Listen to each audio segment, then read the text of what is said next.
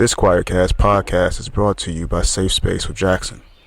Hosted by author and podcaster Jackson Phoenix, Safe Space explores faith, deconstruction, spirituality, relationships, and the human experience through honest conversations and inspiring guests.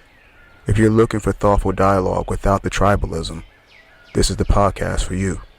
Listen now on Spotify, Apple Podcasts, and Amazon Music. Western Christianity has spent the last 2,000 years telling everyone they're separated from God. This is Not Church with John and Nat Turney and Bethany Shea. Hello. Welcome back to the podcast. I want to take a moment and wish a very, very uncomfortable Pride Month to all of our homophobic friends out there. I hope this month causes you to rethink some stuff. You know what I'm saying? And I like to let you know right out the gate where we stand. We stand with our brothers and our sisters in this month and all months, but in particular in this month. And today I'm with my brother, John. Say what's up, John. What's up, John? Hello. And we have the freshly christened and newly tanned Bethany Shea. What's up? Hi, guys. John, you said what's up instead of hi, John. That was... Because I told him to say what's up. John's obedient. Wow. If nothing else, you got to track. You got to track with this. If I tell John to say what's up, he's going to say what's up. I mean, that's right. Well, you hear what happened with the SBC pastors, right? That they're against women pastors. And so I am the rebellious one. Why did this come as a shock to anybody? I'm wondering. Yeah, really. No shock. They are always like that. What's really funny is then I have all these women that I know who are in these kinds of churches who are like, no man's going to tell me what to do. I'm like, since when? Yeah. They've been telling you for 2 millennia and you've been like, okay, I'm a complementarian. No, you're not. Anyway, I don't know why this surprises anybody, although it should be a wake-up call every single time they reassert. Yeah. The men folks should be in charge and the women folks should sit in subservience and listen. And doubling down. I also want to say, in no uncertain terms, unequivocally, fuck that. Like, you don't need that, you know?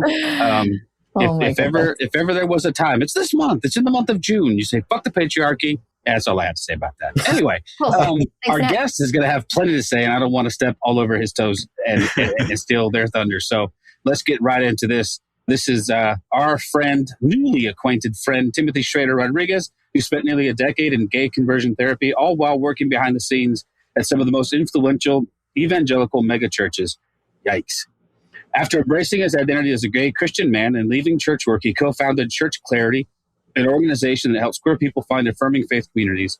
His writing and work have been featured in Time, The Advocate, NBC, Vice, The Washington Post, HuffPost, Religion, News Service, and Newsweek. I had to take a breath in because there's so many accolades.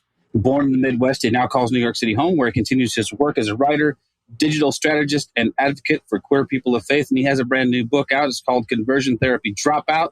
By the way, love the title. Really, I immediately heard the Grease song in my head, though. Beauty School Dropout.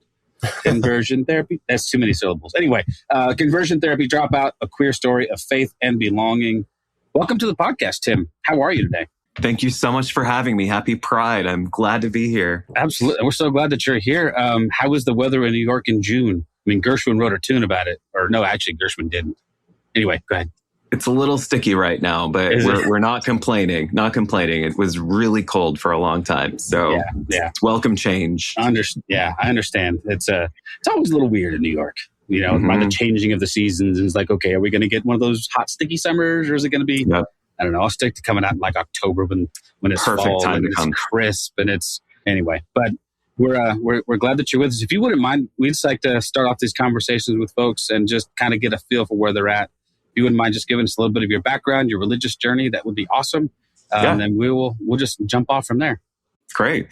I am born and raised in Peoria, Illinois. So middle of the state of Illinois, middle of the Midwest, evangelical Christian family, Assemblies of God, to be specific. I was also adopted, and my biological family and my adopted family were friends and part of the same church community. And Peoria is not the biggest city in the world. So a lot of people knew the backstory and knew the ins and outs. And so rather than us meeting by accident, I met my biological family for the first time when I was 9 years old, which that's a whole nother podcast episode later, just about the pain of adoption. But anyway, I never really felt like I fully belonged to either family, because even though I knew both of them. In both of those families, I was the adopted one. And so I always felt like an outsider for that reason. But then as I got a little bit older, I realized I was also very different for other reasons. And all at the same time, found myself attracted to and drawn to church and youth group. And this was the late 90s, early 2000s when evangelical culture and CCM music was like at its peak. And so youth group became my life and became my identity. And being a kid who was a little bit different than the other guys that I grew up with, the charismatic church Assemblies of God was a perfect place for a queer kid like me to hide out in, because being emotional, being expressive, being dramatic, having a little bit of flair about me was part of proof that like I was engaging with my faith, that I was serious about my relationship with God. And I was. And I really just threw myself into youth group and into that identity, and hoped that by going through all of those hoops and dedicating my life to Jesus as best as I could, that I would see God do the work that I hoped God would do in my life of helping me do away with my homosexuality. So that's kind of the entry point anyway to how this all began. Yeah, no big deal. Just growing up gay in the Midwest must have just been nuts. I can't even think of the right word to describe how I think it must have been. I was a youth pastor when you were in youth group, and I can tell you right now, I regret much of my religious past. I don't regret how many of my youth came out to me, and I had enough sense to say, awesome. I'm so glad you trusted me with that. And I didn't go rat them out to their parents. And we talked an awful lot about that in our group, but we were different. And that's a rarity in West Texas. So I don't know if call it the Holy Spirit, call it what you want, enough intuition to go, this is not the time to go, well, of course, what Romans says. And of course, that Leviticus says, you're an abomination. And yeah, thankfully our church didn't ever go down that path. But how early in life did you start to feel that difference becoming really clear? Yeah. I mean, I never not remember not knowing it or not sensing it, even though it would take me time to figure out what that was and to give a name to it.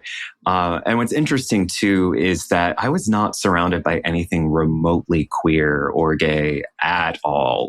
I was so in this protective, conservative Christian bubble wrap and only listened to Christian music, only consumed Christian media. And so it's not like there was this outside force that was planting seeds or ideas in my mind. I just was who I was. And over the course of time, as I got older, started to identify these thoughts and feelings and emotions that I had that I could tell were different than my peers. And then it was really, I think, the internet. When I started to kind of navigate around AOL chat rooms, that I started to realize, what the other guys, my friends, are looking at online and what they are interested in is very different than what I am interested in. And I think that's when the fear of God entered my heart, because although not much was said about homosexuality or being gay in my church or my youth group, there was enough attitudes and ideas that I had heard communicated around. I went to a Christian school as well, that homosexuality was an abomination, that AIDS was God's punishment for people being gay. And, my church signed a petition when Ellen DeGeneres was coming out on television to say, we don't want to have this on our TVs. And so, at the same time, this was purity culture. This was True Love Waits. My youth group did one of those things. And I felt very confident in my ability not to cause one of my sisters in Christ to stumble or to do anything to violate their purity. I was very okay with that commitment, but I was terrified to talk to anyone about what was going on with me. And obviously at the time, I believed it was a sin. I believed it was wrong. I thought that I needed to change. And unfortunately, unlike having a youth pastor like you, I had a youth pastor who, and this is a longer story, but he came across my internet search history. He had access to my laptop one day, saw what I was looking at, and I was both humiliated and also relieved to be able to finally, at age 19, name the thing that had been weighing me down. And I mean, it was so embarrassing and it was so humiliating to like have the printed pages of my internet search history printed out and confronted with it. But at the same time, I was so relieved to be able to finally talk about it and say, yeah, like this is the thing. I don't know what to do. I don't want to be like that. And unfortunately, the first question that I was asked was not, are you okay? How can we help you? What do you need? It was, have you done anything with any of the other kids in the youth group? Have you acted out with anyone? Is there anything that we need to be concerned about? And I was working for the church. This was right after I graduated high school, and it was a bigger youth group. And so I was basically like dismissed on the spot.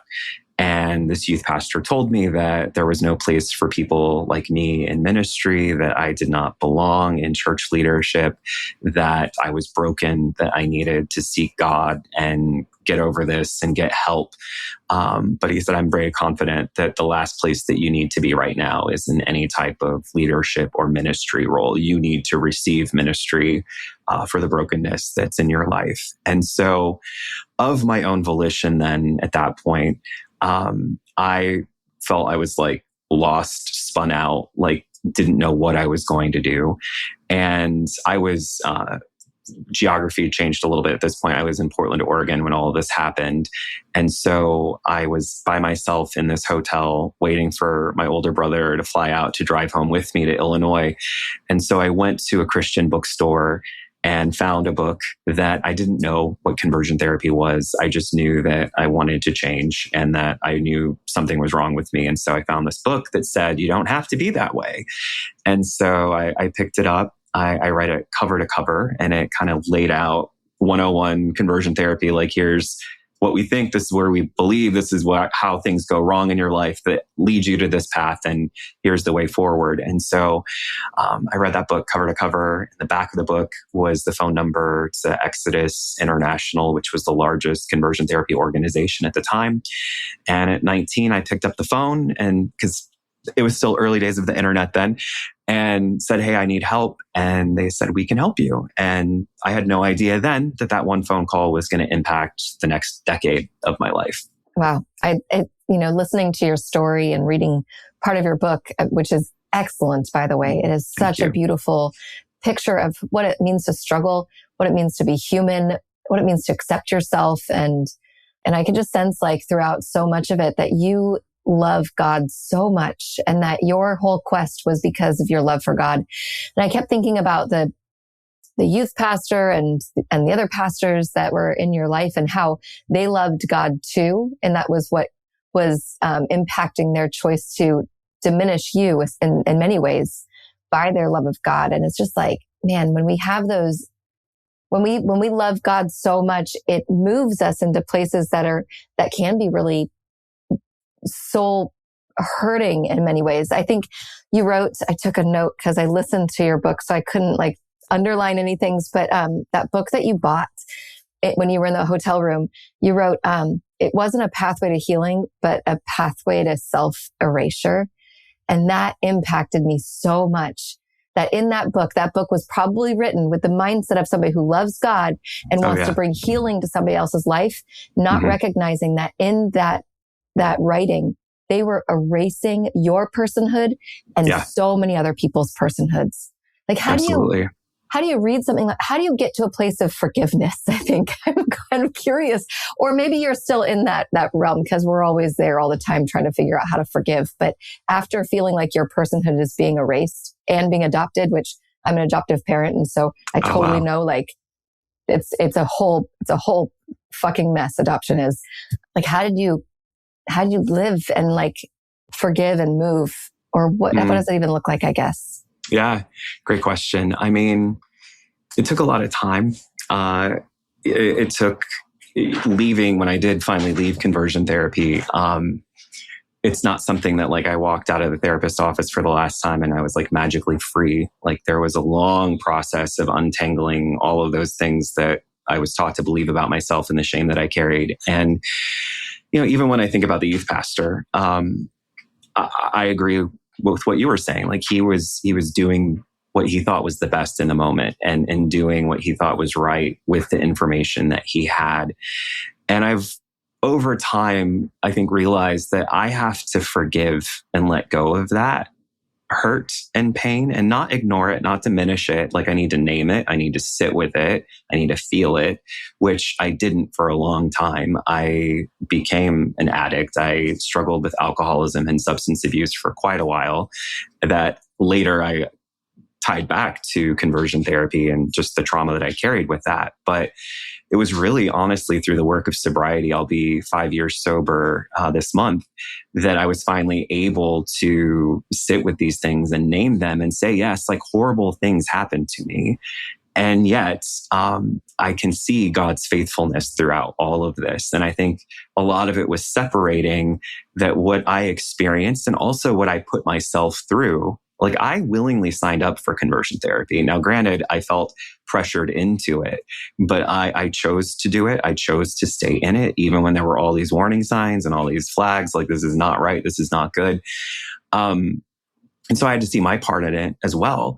But at the end of it all, just say, hey, like those experiences shaped me and made me who I am. And I can either hold on to that resentment and that anger, or I can try to transmute it and do something with it and use my experience, my strength, the hope that I've found through my healing and do whatever I can to help ensure that no one has to go through what I went through. And that there's a 19-year-old kid that hopefully, instead of going to pick up the book that I did off the shelf, they can find my book and my story and see how I did this and realize that it is possible for them to be gay and loved by God. Wow, that's so beautiful. I mean, and that's the hope as well, that people will access your book and to be able to hear your story and to know that they are the beloved child of God in the exact body and the exact personhood in their gayness, that they are loved. That's so beautiful. Thank you for being so brave and writing it down. Of course. I feel compelled to say, just reiterate, I know you say you chose that therapy, but God damn it. Yeah. Yeah. You were thrown a fake lifeline. Oh, of course. You were thrown a fucking like lead life preserver and said like climb in or what. So I hope you don't hold on to too much of that for yourself, because God dang you. I mean, I don't know. I hear from a lot of people that I know who have struggled with not with their sexual identity, but with whether or not they'll be accepted by their family or their friends or their church. I still, there's so much underlying shame that goes along with that. Oh, yeah. And it takes, I would imagine, lots and lots of really good therapy. Secular therapy, by the way.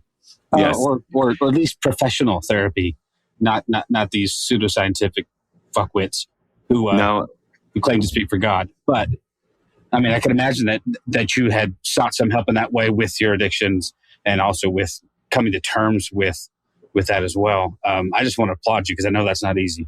John and I in our 50s, we're still working through that shit. Yeah. We're just now figuring out therapy is okay for us. No, well, and I mean, and to that point, a thing that a lot of people don't realize is that a lot of what conversion therapy looks like, especially today, is talk therapy. And so it was not these boot camps or, these things that you read or hear about, lobotomies or electroshock or anything like that. Like week to week, rather, it was me sitting across from a therapist. Now it was a quack Christian therapist who really had no clue what they were saying, but it felt like talk therapy. And having gone through the adoption and all the other things that I had gone through, there was stuff I needed to talk about. Yeah. It's just that everything that I shared in that space was weaponized against me and used as proof to say, this is why you are the way that you are. And so when I did finally quit conversion therapy, it took me a while to feel safe in a therapeutic space again, just because that space felt violated for me. And, I had sat in a therapist's office for 8 years, and I didn't think that I had the strength or the trust to start right back at it, even with a licensed gay affirming, wonderful, actual, mental health professional that could help me untangle all of this stuff. It took me about 2 years to set that ball in motion. I'm curious about the whole megachurch thing and stepping into that how did you navigate all of that? I mean, because you talk about, and I don't want to give away too much of the book because I want people to buy it. I want people to read it. But you were navigating your own personal life, a lifestyle within the church, a group of church leaders who accommodated you, and that's in huge air quotes, with certain caveats, right? Yep. How did you navigate all of that? And how did you move forward? Not well. So a little context there. I started working in churches, like I said, right out of high school. And then I kind of worked my way up the ranks, self-taught, all of those things. And this was the same time that social media was coming online. And I, being a millennial, like totally like latched onto it, and being someone who cared about the church was like, oh, I think there's a lot of opportunity for churches to use social media and websites and all this stuff. And so I started writing and blogging about those things and became, in my own little world, kind of like this marketing all-star for churches. And I was starting to travel and speak at churches and conferences and do all of these things. And doing all of that while also in conversion therapy. So I was sort of in this like, I can't afford to fail situation because my livelihood depended on me living my life in a particular way. But when I quit conversion therapy and started to figure out what life could look like for me, I still needed a check. And discovered that there were a lot of these churches that needed a skill that I had in all of these things. And so I worked as a contractor for most of these churches or as a consultant. So they were just hiring me for like specialized skill or labor and not asking me to sign a doctrinal statement or any statement of beliefs. And so my personal life wasn't under as intense of a microscope as it would have been if I was an actual member of a church staff. And I always thought that coming out was going to mean the end of my career in churches for all of the obvious reasons. But what I discovered is that all of these churches wanted what I could offer to them. And because I wasn't a full-fledged staff member, were willing to hire me, even though they knew I was gay.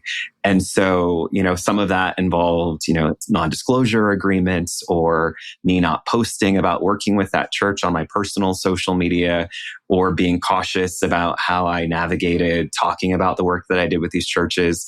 And so it was mutually beneficial in the sense that like I got a check. I was still doing work that mattered to me, that I thought was making an impact.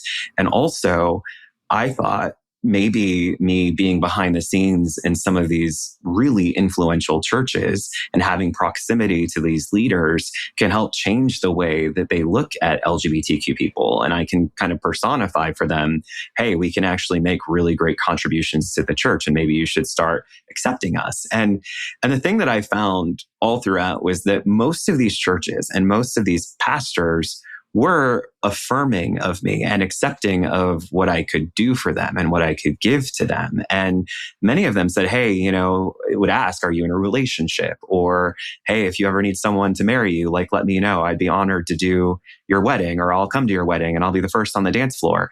And that was nice. Like, that felt good.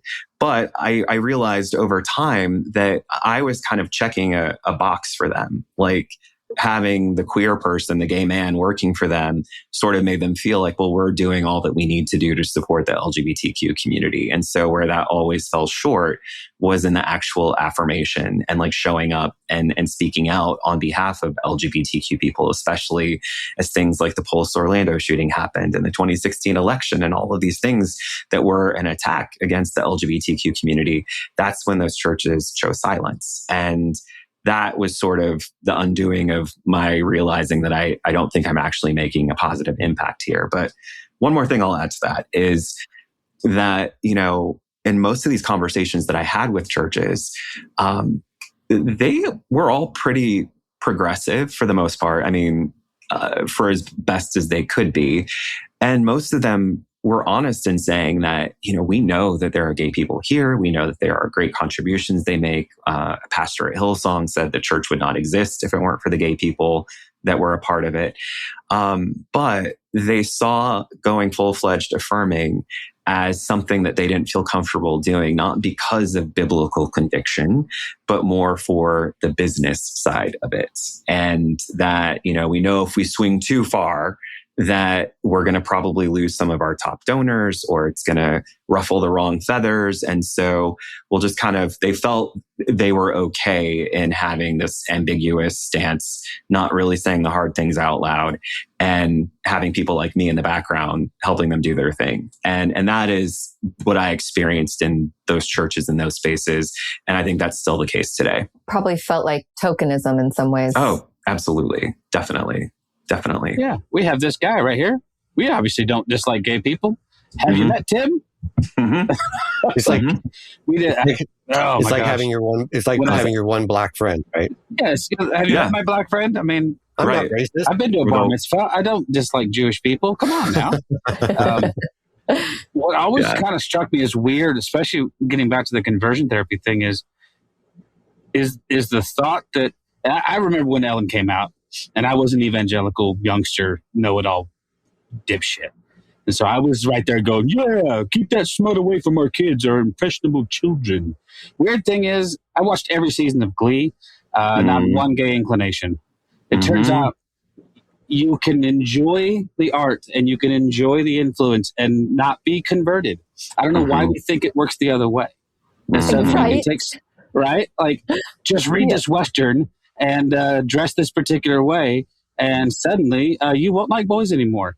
It's just, it's so ridiculous that we're still here in the 21st century. Go ahead, John. Hey, you say that as a joke, but that's some of the stuff that you were asked to do, right? I mean, it was to like put on a personification, probably dress a certain way, right? To change the tone of your voice. I mean, all these things, and at some point it will trigger in your brain or something. Yeah, I mean, there was a lot of focus on behavior modification, lowering the voice, doing what men do. Some of these conferences, they would have the local football coach come and teach us how to throw a football and tell us the rules of the game. And, the whole thing, I mean, and the whole premise of conversion therapy hinges on this idea that there were relationships and connection that we did not get early in life that were really formative.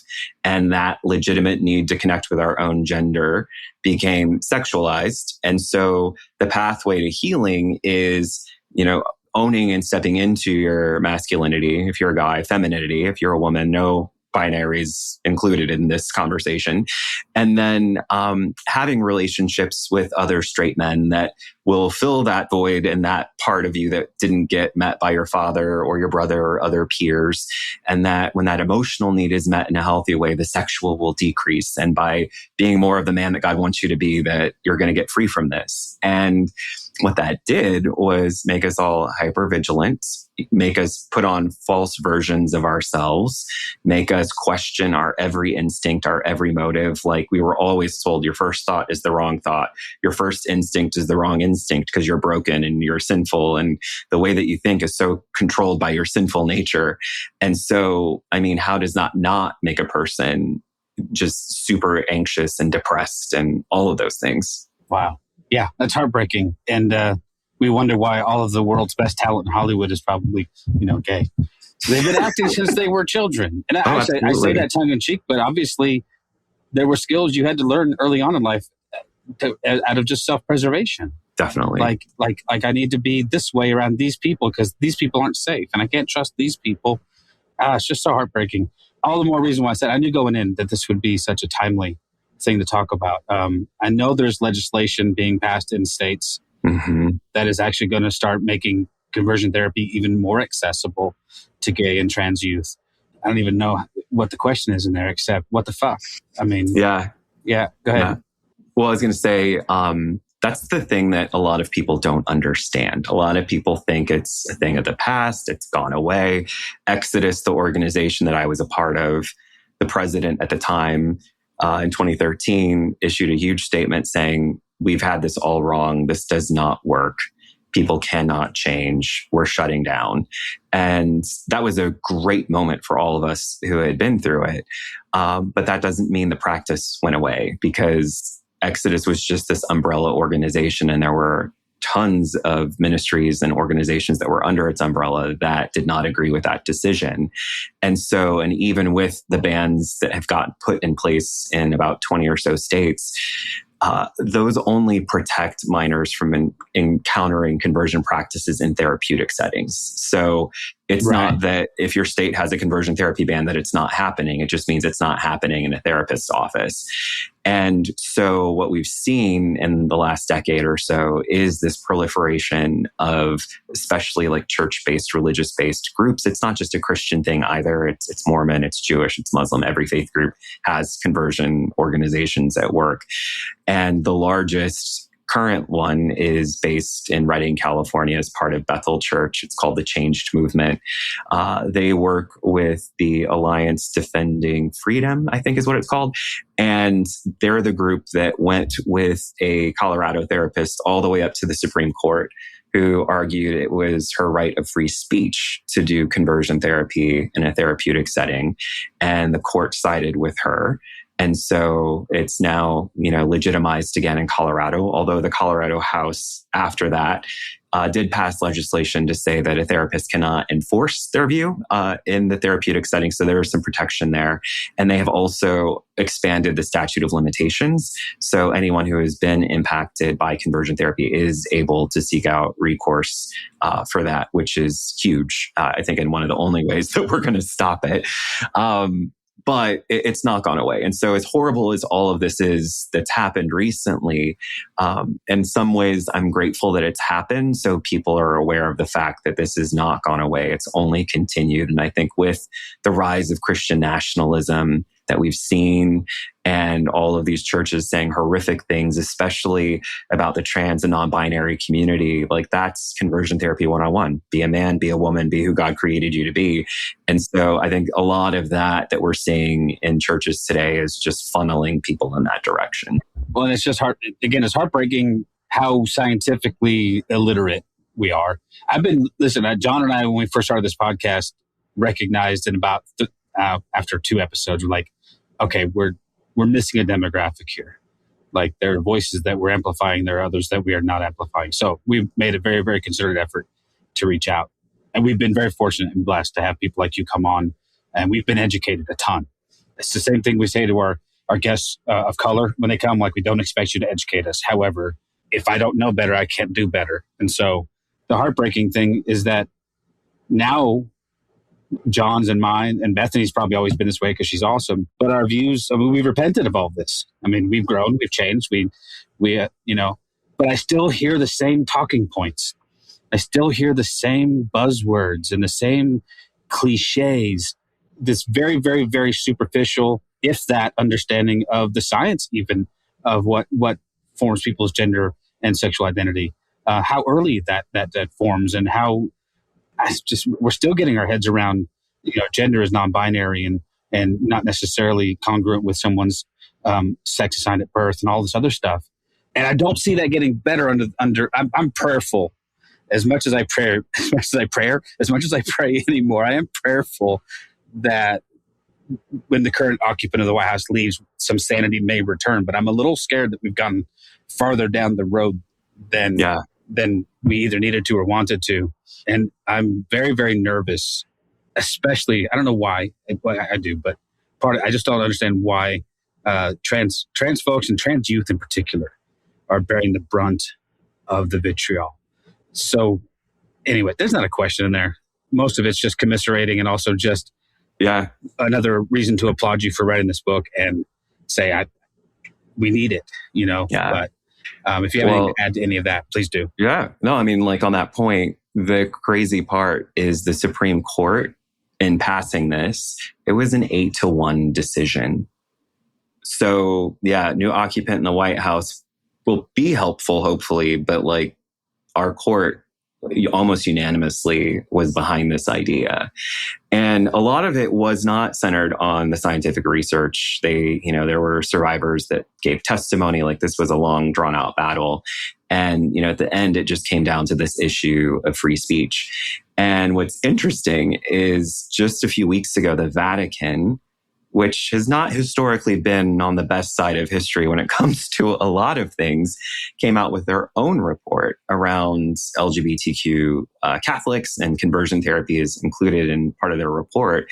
The Vatican is saying that it causes enduring harm, that it is not effective, that conversion therapy does not work. And so to have the Catholic Church actually saying the truth while our Supreme Court is saying that this is a free speech issue, I think is very interesting. So there is some good signals of progress out there, but yeah, it can be disheartening at the same time. Well, and it feels like even if we get somebody else in the White House, which Lord in your mercy, you're our prayer. You see like during Pride Month when Biden was in the White House and they put the flag up and the colors on the White House, that felt like tokenism in some ways to me as well. It's just like, look at us, we're affirming, but are you actually doing anything to create safe spaces for queer people in their day-to-day lives? Or is it just to make yourself seem approachable in some way? And I feel like there's, when somebody who is a little bit, more democratic or whatever is in the White House, it just feels like a pause on the terribleness of our country in many ways. And I love our country. I don't need to say that here. Sorry. I'm indifferent at the moment.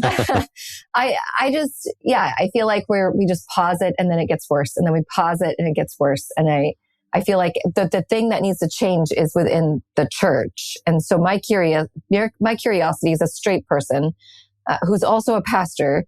How do we support and love our queer siblings and actually create spaces that help them feel not only safe, but wanted? Well, how would you, if you could dream up a church community of varying different thought practices of people? Like I have a church that has both conservative thinkers and progressive thinkers within that space, willing to lay down a lot of their ideals in scripture or their perspectives of scripture for the sake of Christ. What would you recommend? Yeah. So one thing that surprises a lot of people is that as a gay person who was very invested in the church and loves God still, and was looking for a spiritual community to belong to once I disentangled myself from the megachurch industrial complex, going to a church with a rainbow out front was not my first option. And honestly, I didn't necessarily feel very safe in churches like that. I did go and explore and try to check some of those out. But mind you, I have my baggage of 8 years of conversion therapy that says churches like that are, blasphemous and they're leading people to hell and blah, blah, blah, blah, blah. I was in my own journey of deconstruction and, untangling from all of that stuff. And so a lot of those churches, as wonderfully affirming as they were at a 10. And I needed to be more like a 4 or 5 because I was just stepping out of this world and to go into this other environment that felt so stylistically, liturgically. I mean, everything felt so different. I was not necessarily initially comfortable in spaces like that. And so I would say for churches like that, don't take your rainbow flags down, keep doing what you're doing. We need you.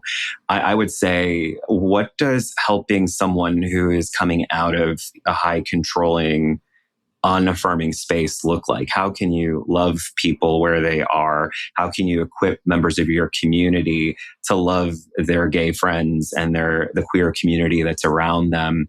I just think there's a lot of those really affirming churches rest on their laurels a little bit and say, well, hey, we've done the work. We've got the rainbow flag. Everybody knows we're safe. But I think you need to, in whatever that looks like, create that safe space and let people know, hey, we know this might be different than what you're used to. Some of you may have come from a different place and we want to journey with you to discover, this new way of reading the Bible or this new way of practicing your faith. I think that's one thing. But the church that I go to here in New York City is, they would say it's an ecumenical congregation. There's all kinds of people, all kinds of thought. And I would say we're probably more Episcopalian light than anything. But what I love about it is that I know I'm accepted, I'm affirmed. There are queer people who lead worship, who are on the elder board. They do gay weddings. We dedicate, babies of queer families, and we're a part of the fabric of the church. We're not the minority. We're not the majority. We're not the special exception. We're just part of the community. We're part of the fabric of the life of the church. And so for me, having that space and knowing that I can show up. And even though I might be sitting next to someone who might not necessarily think the same way that I do, like we're all on this journey of like saying like, hey, we're just here to learn how to love Jesus and love our neighbors better and follow the way of Christ and not be bogged down by, all of these like theological arguments. And, funny thing about that is the first small group that I attended that was a part of this church was a mixed bag of people. And one of them was the manager of one of the largest Chick-fil-A restaurants in New York City. And I mean, talk about like very different. And, I think I may have been one of the first gay people that he ever met or was in close proximity to, especially like in a church community. And so, I think there's something beautiful when we can learn from one another's experiences and be around people who think differently than us. Because I don't think it does us a lot of good either to be in an echo chamber where we're always surrounded by people who think and feel the same way that we do. And that's tough for churches to get because so many churches just want to plant their flag and say this way or no way. But I think that we have to be able to create space for that difference. And also in that affirm the dignity and the personhood of everyone that comes and to say all really truly are welcome. Come just as you are and mean it. Oof, that's so beautiful. Thank you so much for hard, that. Though. It's very difficult. Yeah. I like an echo chamber. I mean, yeah, it's the hard way. It is the hardest way that you can go when you're willing to sit in the tension where you're with people who think differently in some ways, or you have to learn how to trust each other. Both parties, all the people would have to learn how to trust each other in those spaces, which is the hardest part of church. The easiest thing about church is to go to a mega church and show up and be like one in the crowd and just like get your little fill or whatever and then leave. But to be known and to know others is really scary. It's so intimidating, and it's just, I don't know. It is beautiful when we can get there, but sometimes it takes a long time to grow that trust. It's especially difficult if you just don't really like people. That's all, that can make it challenging. Just saying. I'm just saying. Sometimes the sound of my voice coming back at me against the wall is pretty good. I kind of like it. I've told the story once or twice, but I have a friend who, when she met her partner, she's an atheist, but the partner's lifelong Christian, and she's wanted to go to church, and she knew that I was in ministry, and so met with me privately and asked me very, very pointedly, would her family be safe? And she stopped me in my tracks. I said, no. You won't be attacked. You'll never hear the pastor that I worked for preach a virulently anti-gay message from the pulpit. That's not going to happen. But you will be held at arm's length. Accepted, yes. Not openly criticized and messed with, yes. But neither will you be. She is a fantastic singer. You're not going to be invited to sing on the worship team. And I ran the damn thing, and she was not. I knew it. It would be the end of my job, my career, my life in the church. I should have done that then and said, fire me. If I had more courage in my 40s, I'd have done that. But that's because that's to me that other component of not just creating a space where people feel safe to walk in the door, but where they will be embraced and pulled into, possibly into the life of the church fully. It's sad that our Catholic brothers and sisters are now leading the way in this, but that can change tomorrow with a new pope. Just because we have, the Chicago Pope right now, who's pretty chill and hanging out with, does not mean that it could. It's like with everything else. A point that Bethany made earlier, I wanted to jump on the back of that a little bit and then see what you think. But my issue with politics in regards to this stuff is exactly what Bethany said. Is we in an era of, say, a Democratic president. So Obama did more, I think, to push forward the agenda for LGBTQ folks forward a little bit, but it's always like a little bit. And then the pushback is enormous. And then it's a little bit of pushback. Or with Joe Biden, God bless his little heart, it was like Bethany said, it was more of a pause. Like, okay, we're just going to take a breath here and just going to, lick our wounds somewhat. And then Trump 2.0 comes along and it goes back so far the other way. Is there anybody, to me, I'm becoming more of a lefty. Democrats are too far to the right for me. All right. Down with the patriarchy, screw capitalism. I think we're due for an overcorrection to the far left. And, we just minted our first ever trillionaire, for God's sakes. And to watch some of my so-called Christian friends froth at the mouth in adulation over this guy who's stolen vast amounts of wealth and security from literally billions of human beings. in direct violation, by the way, of anything that Jesus ever taught about wealth. But is that part and parcel? Have we come to a point where, say, maybe evangelicalism as a can't even call it a philosophy, but anyway, that the evangelical church just needs to go away and something needs to be birthed in its place that looks and better reflects the heart of God? Or is that just too naive? I think that's spot on. No, and I mean, a practical example from my life about that is I was working at one of these big mega churches, and one of the biggest. And I remember there was one Sunday I was backstage in the green room because it was a church that had a green room that was flanked by security guards, and the pastor had a private driveway entrance, everything. But we were talking, and he was sort of like the rebel amongst the leadership of the church. And we were talking about something, and he said to me, he said, Tim, one day this is going to all crash and burn.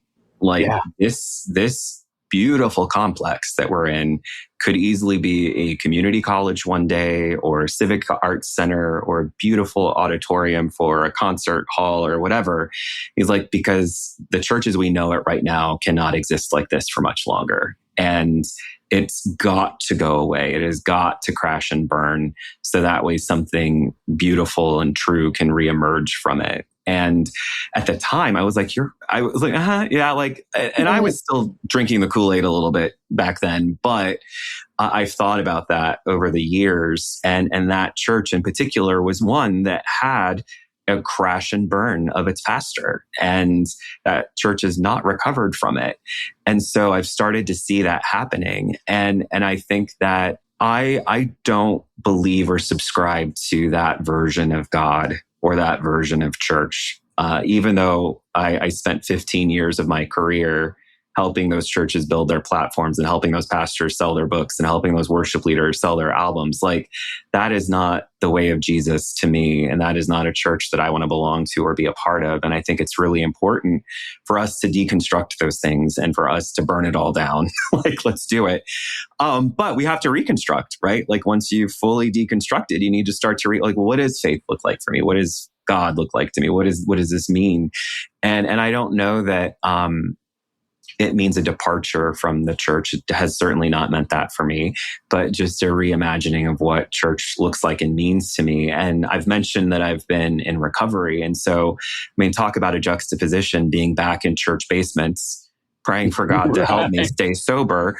And, in recovery, like I feel like I've seen the true transformational power of God at work in people's lives. Like, I've seen people literally transform their lives and change right before my eyes in these 12-step meetings, and think that I've seen more transformation happen in a church basement than I ever did in the sanctuary upstairs, where that church meets on Sundays. And it's because, a lot of that is based on showing up and being your full self and really truly being community and not having to feel like you have to perform or be perfect, but like showing up with your weakness and your imperfection. And, one of the things that was so funny, like when I went to 12-step recovery, I still had my mega church marketing hat on. And I was like, this is exactly what the churches I worked for always dreamed of doing and creating and being, this community where people are seen, known, and loved, are doing life together, have this community come around side of them and see life change and transfer. Like, this is all the things that like we were saying we were trying to do or wanting to be. And yet these, alcoholics, these people, these drug addicts are actually doing it. And if you look at the structure of 12-step recovery, it's principles over personalities. There's no leader of the recovery movement. There's no figurehead of these groups. The money is just there to help keep the lights on, keep the coffee pot full, and pay rent to the church that's hosting the group.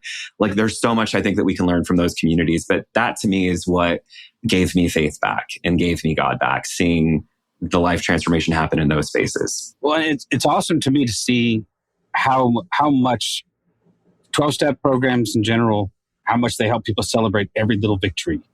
Yeah. Like, hey, I'm one day sober today, man. And like, oh man. And everyone, and they genuinely mean, yeah, that's great. It's amazing. And when they slip and they fall, there's not judgment and condemnation heaped upon heads. It's, well, it's okay. We'll start over. That's step one. You came back. That's great. Yeah. Let's start the steps over again. I have a friend who is a recovering heroin addict, and she came to me when I was working at this church and wanted to have an NA meeting in our church building. I naively said, hell yes, let's do that. And was promptly told, no, we're not doing that. What? Oh. Because it wasn't Celebrate Recovery. Oh, no. It wasn't the Christian 12-step that treats homosexuality, by the way, as an addiction and sex addiction. Like, come to me with all your and here I am being judgmental, but I've been to enough. I actually played music on a worship team for a Celebrate Recovery group, and it was sickening. That someone's addiction to Diet Coke was being put on the same level as somebody's struggle with real chemical addiction. At the very least, I was heartbroken. And that was actually what broke me. I ended up leaving that church a little over a year later, because we had a knockdown drag out. I'm like, what are you doing? You're telling this woman and her friends that they're not welcome to share this space with you, that, by the way, not being used 4 or 5 days a week. Right. And they can't have coffee and talk about their problems and help keep each other accountable and off of heroin or other dangerous narcotics.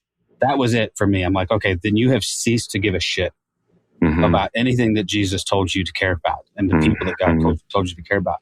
But yeah, I'm thankful for people who find an off ramp from that stuff, because I know that it's probably one of the more difficult things anyone ever does, is come to terms with addiction and actually confront it and deal with it. So you're brave on like 15,000 different levels, man.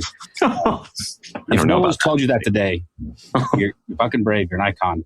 I applaud you for all the work, and you're going to help so many people do more than this. So now I'm just gushing compliments. John, you had something to say, and I stepped all over you, man. No, I mean, not really. I just want to talk a little bit about church clarity before we run out of time, because please. I think that's a really good offshoot of what you were doing, and church clarity, which I've used myself in the past. Amazing. And unfortunately, in my area, at a Baptist church, no less. Yeah, well, that's another whole story. But it's true. But yeah, and unfortunately, in my area, there weren't a lot of places to go that fit within the church clarity. But what made you decide to do something like that? Like I said, I was looking for a church home. I was looking for a place to belong, and there were so many churches that looked progressive and felt good, and I could see queer people around. And so I would assume that those were safe places. And I discovered what many queer people discover in the process of looking for a church home, which I have to say is a courageous journey to begin with, because when you've been told you don't belong here, there's not a place, like, to keep seeking that out, like, talk about real faith, real devotion. And so I heard friends who went to this church and met there, got connected. They were both gay, both involved in all sorts of different areas of the life of the church. But it wasn't until they wanted to sign up for the church's premarital course that they discovered that that church would not marry them or let them get married in the church building where they met. And so I saw that. And then there was another pastor of a church in Seattle, and then another person who had a degree in investigative journalism. We all got together and just said, we want to build something to help queer people make informed decisions of where they can go and be safe. And so I knew from my days in church marketing that I would always preach to churches that their website was the front door to their church. And so put everything on your website that you want people to know about your community. And so we made the decision that we're going to score churches based on the level of clarity that we can find on their website. So trudging through their messages, reading their leadership qualifications, their theology and doctrine statements, but like base it on what we can find that they've publicly said, because there were so many churches that would say, oh, we don't want to talk about that, or to have a conversation like that, we need to be one-on-one, or it's like a coffee chat, or it's like, no. Like, a church should say what they believe and say what they mean, and being ambiguous is actually causing harm. And so the thing with that rubric that's interesting, though, is that a church like Westboro Baptist Church, if you can call it a church, scores very well because it's very clear. Right. It says on their website, God hates fags. So you know where they stand. Stay away. But then there's churches, like Hillsong or these more progressive churches that say, welcome home. You're all are welcome. But you can't find anything on their website that says, actually, well, you can now. They got forced into it later. But, there was no statement on sexuality or who they would marry or who they wouldn't marry. And so a lot of queer people navigate to churches like that because it feels like, oh, if they're hip and trendy and Justin Bieber goes there, it's surely gay affirming. Well, it's not. And so we built the website. It's crowdsourced. We're actually revamping it right now, which I'm really excited about because, the good work continues. But we want to help queer people navigate towards communities where they know that they are going to be fully loved and fully accepted in the image of God that they were created. No, that's great. I absolutely love the website. That's a lot of work. It's a lot of work to have to look through. And do you have like a bunch of people that help you look through the websites and see what the wording is? So there was a huge group of volunteers that helped us with that, which was fantastic. And we're rebuilding that team right now. So if people are interested and want to help out, go to churchclarity.org and send us a note. We'd love any help we can get. Cool. And just enlist an army of AI bots to go out there. And to some degree, that would be a thing that that I would say, you know what? Like curating probably millions of pages of websites. Yeah. And culling that for information that would be helpful to people. It's weird that you say I listen to a handful of people on YouTube in particular. I don't do the TikToky thing. I'm too old for that. Same. But I do a lot of YouTube, and there's a handful of ongoing programs that I watch, and one of the guys that I pay attention to is a biblical scholar, and he has nothing nice to say about Westboro except, at the very least, where you stand with them. Mm-hmm. No one's gonna, and that's what I always felt like with any group of people that's been marginalized historically. Yeah, to be suckered in, or be lulled into a false sense of security, make you feel that you're safe, only to have the rug pulled out, has got to be 100 times worse than walking into the church and finding people, in robes and going, "Oh shit, not the place for me." Yeah, that's got to be. To me, that would be like PTSD inducing. Like, how do I trust anyone? Oh my gosh. Yeah. Because they say the right things and they talk about the love of God and the love of Jesus. Mm-hmm. And yet I'm just waiting for the other shoe to drop. Then it's God forbid you ask to be on the worship team. At minimum, right? Serve in Sunday school. And then we did let the one guy park cars. That was we helped so nice. In the parking lot. Nothing public facing though. Right. Nothing like on stage. Yeah. No. That was when I finally did have some hard conversations with this person who I like, and I think is, like we've said 100 times, I think genuinely trying to do the right thing with bad information. It was that like, well, okay, so they're good enough for this. So this person, by the way, not an abstract, hypothetical human being, but this person that you've known and since they were 7 or 8 years old, have been in your church. They're okay to sweep the floors and help park cars and do anything behind the scenes, but don't let them serve coffee. They might interact with folks. So I don't know. John and I had a conversation with early on with one of our guests who was a person of color, and I often wondered why Black folks in particular bother with the Christian church that has historically just done them dirty. And I would have the same question, and I have the same accolades for LGBTQ folks who are like, you're not going to keep me out of this space. Mm-hmm. Like you're not going to be allowed to bar me from the door. And if we have to do like they did in Alabama and, bring the National Guard with us, it's difficult, I know, but I do applaud you for doing it. And I applaud you for staying true to yourself. And quite frankly, I know we're getting close to an hour here, so I want to be respectful of your time. And you're in New York, so you're in the future. John, Tim's in the future. You're in the past. Not too bad over here. Don't worry. But people have got to be willing to lead the way. And so if I'm going to end there and let John and Bethany say anything they have to part with, but that would be my parting thought for you is thank you for leading the way on this. Thank you for providing language, which is what I especially think that a lot of young people would read a book like this and go, okay, this is how to avoid those pitfalls. Because these are the red flags when they say these words, here's what they really mean. It's very coded language a lot of times. And so, yeah, if you've stuck with us this long, and just go buy the book, buy copies and copies of the book, leave it in places where people will be uncomfortable but might read it. Yes, I think it's useful. Yeah. Let's be disruptive and cause some good trouble. John, Bethany, anything to say to our guests before we say goodnight? just thank you very much for taking the time to have a conversation with us. This has been amazing. Your book is amazing. I did the audio version of the book, which is also really good. It's a really good audio book. So I can't recommend it more. I really can't. I mean, it's an amazing book. The only thing I actually would love to ask this question, but instead I'll just leave it like this. Go for it. Well, I'm curious, this is Pride Month. You've come out with this beautiful book of your story. You've been very honest about the hardships that you've gone through, and you've been doing these interviews, podcasts left and right. How are you caring for your own well-being? Like, how do you decompress after these conversations and opening up old wounds or talking about healing and learning how to accept yourself and all the things that you've gone through? What does caring for yourself look like, I guess?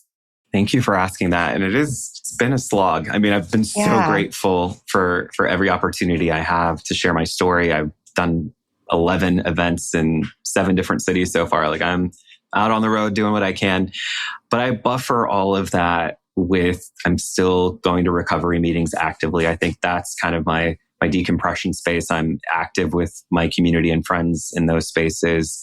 Fire Island is like gay Mecca, little beach island not far from New York City. I spent a week out there about 2 weeks after my book release. I'm headed there again this weekend. Like, I'm just trying to take as much time as I can to be in it, because it feels very urgent to be able to do what I do right now. And the timing is, I keep saying, awfully perfect. And, it's awful that we need this, that this story is relevant. But one quick thing I'll share is I did my first event in a church this past weekend in Nashville. All my book events I've wanted to do in bookstores, just because I feel like it's an easier, it's not a barrier to entry for folks. But I went to a church, and I've certainly had a lot of people who have come up to me who have said very kind things about the book, and I'm grateful for that. And folks who've been in conversion therapy that have said, thank you for writing this. I felt seen in it. But I had a young girl come up to me with her mother at the end of this church service, and they had 2 copies of my book, which was very kind, and they wanted me to sign it. And so the second copy, the girl asked me to write a note to her friend. And I said, sure, what's your friend's name? And she told me. And then she opened up and said this friend had come out to all of his friends at school at the end of the school year, and was starting the summer, really excited to be out and proud, and thought he was going on vacation with his family, and was dropped off at a conversion camp. Oh. And that just got me. And I said, I'm going to pray for him every day. And I have. And I'm so grateful that hopefully my book might find its way to him. But that keeps me fueled up and going. And so while I might be physically tired and exhausted and talked out, that makes it all worth it.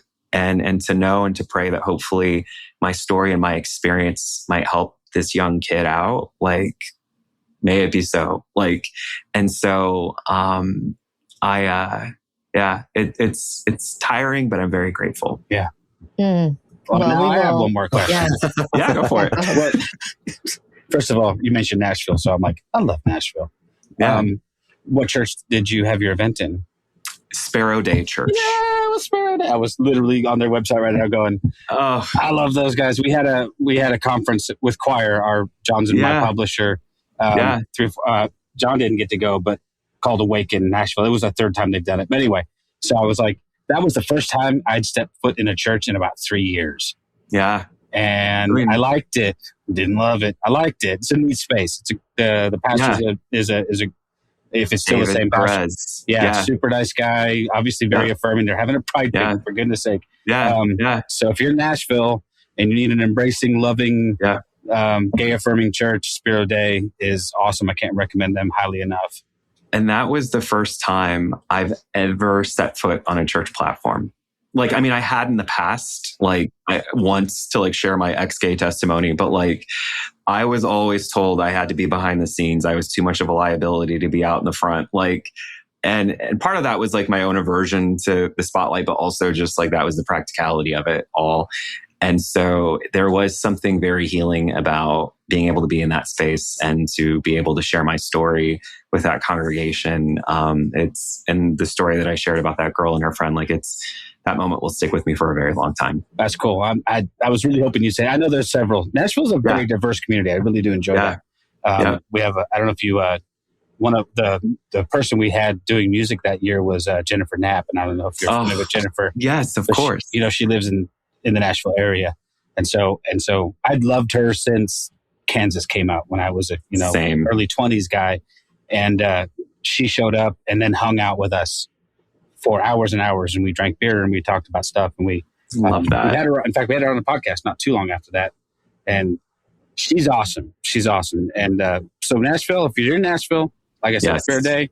Fair Day. They're probably still talking about Tim's book, and you can go get some donuts at $5 and completely wreck your diet. And anyway, don't do that. Anyway, we could talk for hours, Tim. This is gosh, I don't even know. I'm just gushing, so I'm going to stop gushing and say thank you so much for coming. Thank you for sharing your story. Yes. I'm 100% sure this book will do an awful lot of good. So, and happy Pride. I hope the rest of your month is just amazing. I wish I could be with you in New York at the Pride Parade, but sadly, come next year. I will Let's come do next. All right. You think I'm playing? I'm not. I'll shoot you an email when this is done. We'll make it happen, Captain. Thank you for listening to This Is Not Church. Be sure to rate and review the podcast on your platform of choice. If you would like to partner with us, visit patreon.com/thisisnotchurch, where you will receive exclusive content such as early access to episodes, videos of upcoming episodes, and live Q&A sessions. Be sure to check out our Facebook group or follow us on Twitter and Instagram. All the links are in the show notes. We'll be back soon with another episode.